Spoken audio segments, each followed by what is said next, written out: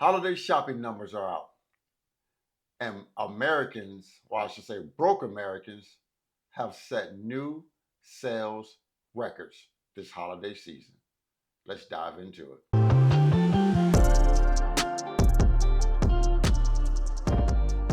Hey guys, welcome back to the channel. Frank Talks Money. Real quick, guys, I need one favor. Remember to smash that like button. The more likes the video receives, the more the algorithm will share the video with more like-minded people like you and me. Now let's dive right into the content. Guys, U.S. consumers increased holiday spending this year even as they have battled all year with higher prices. Sales rose this year during the holiday shopping season even as Americans have wrestled with elevated food prices and other necessities. Not surprising. Americans just continue to spend. Not learning their lesson, they just continue to spend. I don't know who they think is coming to save them because it's absolutely no one is coming to save you as you continue to bury yourselves in consumer debt. Holiday sales from the beginning of November through Christmas Eve climbed 4% this year, outpacing the 3% spent last year. This data is tracked by the Fed of New York, in which all payments, including cash and debit cards, are tracked. The last 5 days of the season accounted for 10% of the shopping. This year, retailers were even more under the gun to get shoppers in to buy early and in bulk since there were 5 fewer shopping days this year between Thanksgiving and Christmas. I don't think nothing anybody says, any information that's given out, Americans just gonna do what Americans gonna do. We are so accustomed to spending that it's almost sickening. It's almost sickening. Guys, if you're still here, remember hit that like button for me, guys. If you're still here, remember hit that like button for me, guys. Americans are so accustomed to spending. I just don't understand it. We just have to spend, spend, spend. And I don't know why. I don't know why we're that way. Sales growth was higher than the 3% increase of MasterCard had projected this fall. The data released Thursday excludes the automotive industry and is not adjusted for inflation. Clothing sales rose 3.6%, with most of the growth being fueled by online shopping. Spending on restaurants and sales of electronics and jewelry also grew. Online sales jumped almost 7% over a year ago, and in-person spending rose 3% over a year ago. I don't get it.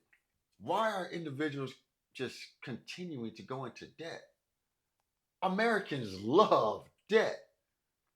If we saved and invested the way we love debt, we wouldn't have the debt issue that we have right now in the country. I don't get it. And I don't understand it. Americans love to shop. People that are broke and in debt continue to spend. That makes absolutely no sense to me. No sense at all. You are broke, already broke, but then you continue to spend. Is there something in our brain we just can't stop spending in this country? Consumer spending accounts for nearly 70% of U.S. economic activity, and economists carefully monitor how Americans use their money, particularly during the holiday seasons, to gauge how Americans are feeling financially. Well, seems like Americans are feeling good financially to me because they continue to spend their money. Or they continue to spend money that they don't have.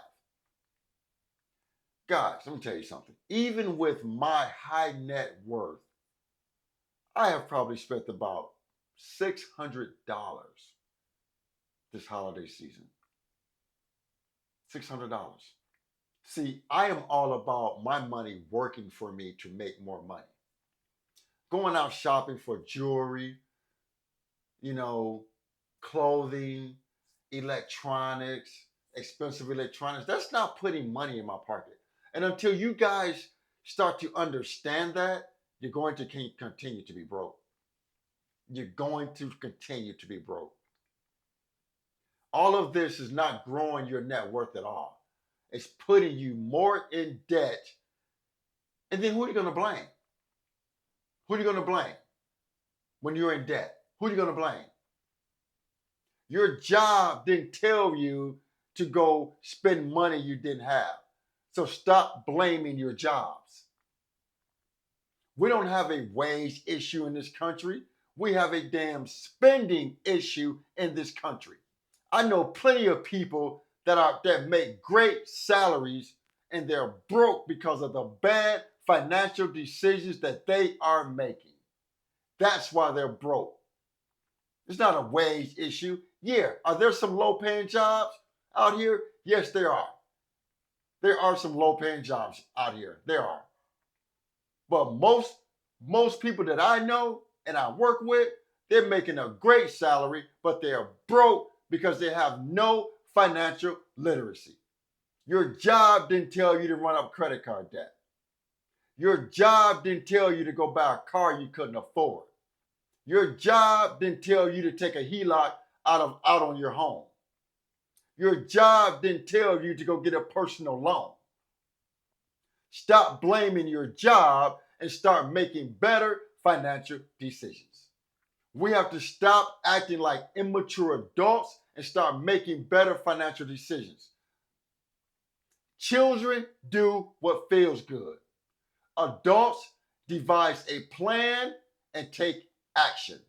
And until you take action and want to get out of debt, you are going to continue to be broke and suffer the consequences.